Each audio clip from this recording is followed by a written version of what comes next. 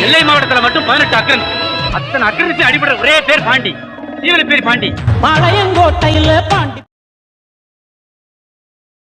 குப்புன்னு வெத்திருமா நாங்க நெறியில பாண்டி வண்டி போட்டாதா இந்த பேஜ் கொண்டு வந்துரும். ஓகேங்களா? இந்த பேஜ் கொண்டு வந்ததுக்கு அப்புறம் கீழே ஸ்க்ரால் பண்ணுங்க.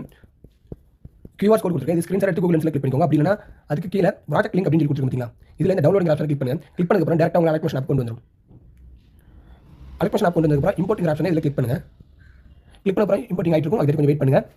இம்போர்ட்டிங் முடிஞ்சதுக்கு அப்புறம் இதுல நெக்ஸ்ட் ஆப்ஷனை கிளிக் பண்ணுங்க. கிளிக் பண்ணிட்டு கண்டினியூ டு டைம்லைன் கொடுத்தீங்களா? இதை கிளிக் பண்ணுங்க.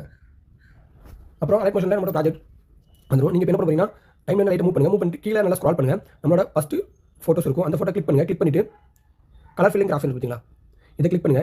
அதுக்கப்புறம் இதில் இந்த ஸ்டார் ஐக்கான் பார்த்தீங்களா? இதை கிளிக் பண்ணுங்க. நீங்கள் எந்த ஃபோட்டோவை சேஞ்ச் பண்ண போறீங்களோ அந்த ஃபோட்டோவை சூஸ் பண்ணிக்கோங்க. நான் இப்போ என்னோட இந்த ஃபோட்டோ சூஸ் பண்ணியிருக்கேன். அதுக்கப்புறம் மேலே ப்ளஸ் ஐக்கானை கிளிக் பண்ணுங்க. ஓகேங்களா? அந்த ஃபோட்டோவை டச் பண்ணி உங்களுக்கு கரெக்டான சைஸ்க்கு கரெக்டாக செட் பண்ணிக்கோங்க. செட் பண்ணிவிட்டு லைட்டாக பேக் வந்துக்கோங்க. பேக் வந்துட்டு இதில் பார்த்தீங்களா இந்த ரவுண்டா இதை கிளிக் பண்ணுங்க. கிளிக் பண்ணி இந்த மாதிரி மூவ் பண்ணிக்கோங்க. அந்த ஃப்ரேம் கேட்டப்பில் உங்களுக்கு கரெக்டான சைஸ்க்கு கரெக்டாக செட் பண்ணிக்கோங்க. கரெக்டாக சென்டரில் வச்சுக்கோங்க. பேக் வந்துட்டு மறுபடியும் மேலே ஸ்க்ரால் பண்ணுங்கள். இதில் இன்னொரு இமேஜ் பிஎன்ஜி இமேஜ் இருக்கும். அதை கிளிக் பண்ணுங்க. இதில் பார்த்தீங்களா? இதை கிளிக் பண்ணுங்கள். கிளிக் பண்ணதுக்கப்புறம் மறுபடியும் கலர் ஃபில்லிங் ஆப்ஷனை கிளிக் பண்ணுங்கள். கிளிக் பண்ணிவிட்டு நம்ம செலக்ட் பண்ண ஃபோட்டோவோட பிஎன்ஜியாக ரிமூவ் பண்ணி வச்சுக்கோங்க. சரிங்களா? அந்த ஃபோட்டோவை பேக்ரவுண்ட் ரிமூவ் பண்ணி பிஎன்ஜியாக வச்சுக்கோங்க. வச்சதுக்கப்புறம் மேலே ப்ளஸ் ஐக்கான் பார்த்தீங்களா? இதை கிளிக் பண்ணுங்கள். கிளிக் பண்ண அப்புறம் அந்த ஃபோட்டோ கரெக்டாக அந்த இதில் வந்துடும். அதையும் கரெக்டாக நம்மளோட பழைய ஃபோட்டோக்கு நேராக கரெக்டாக இந்த மாதிரி கரெக்டாக செட் பண்ணிக்கோங்க. ஓகேங்களா? இப்போ இந்த வீடியோ ப்ளே பண்ணி பார்க்க நான் இப்போ என்னோட இந்த ஃபோட்டோ செலக்ட் பண்ணியிருக்கேன். ஓகேங்களா? அதுக்கு ப்ளஸ் ஐக்கானை கிளிக் பண்ணிக்கோங்க. கிளிக் பண்ணதுக்கப்புறம் ஃபோட்டோவை கரெக்டாக அந்த ஃப்ரேம் கேட்டப்ப கரெக்டாக செட் பண்ணிக்கோங்க. இந்த மாதிரி கரெக்டாக இல்லைனா பேக் வந்துக்கோங்க. பேக் வந்துட்டு இந்த ஃபோட்டோ லைட்டை நல்லா மூவ் பண்ணி மேலே எப்படி இருக்கு பாருங்க.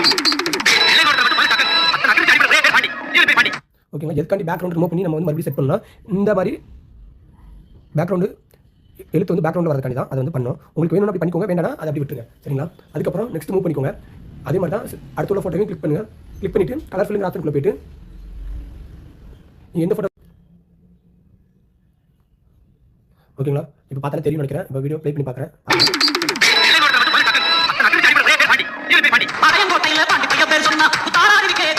அதே மாதிரி தான் இதில் இருக்கிற ஒவ்வொரு ஃபோட்டோயும் அதே மாதிரி சேஞ்ச் பண்ணிக்கோங்க. ஓகேங்களா? சேஞ்ச் பண்ணதுக்கப்புறம் லாஸ்ட் ஃபோட்டோ பார்த்தீங்களா? அந்த லாஸ்ட் ஃபோட்டோ அதே மாதிரி தான். லாஸ்ட் ஃபோட்டோ கிளிக் பண்ணிவிட்டு கலர் ஃபில்லிங் ஆப்ஷனுக்குள்ளே போயிட்டு ஃபோட்டோ சேஞ்ச் பண்ணிக்கோங்க. அதே மாதிரி மேலே மூவ் பண்ணால் அந்த பிஎன்ஜி இமேஜ் இருக்கும். அதுவும் அதே மாதிரி தான் ஃபோட்டோவோட பேக்ரவுண்ட் ரிமூவ் பண்ணி அதில் ஆட் பண்ணிக்கோங்க. ஓகேங்களா?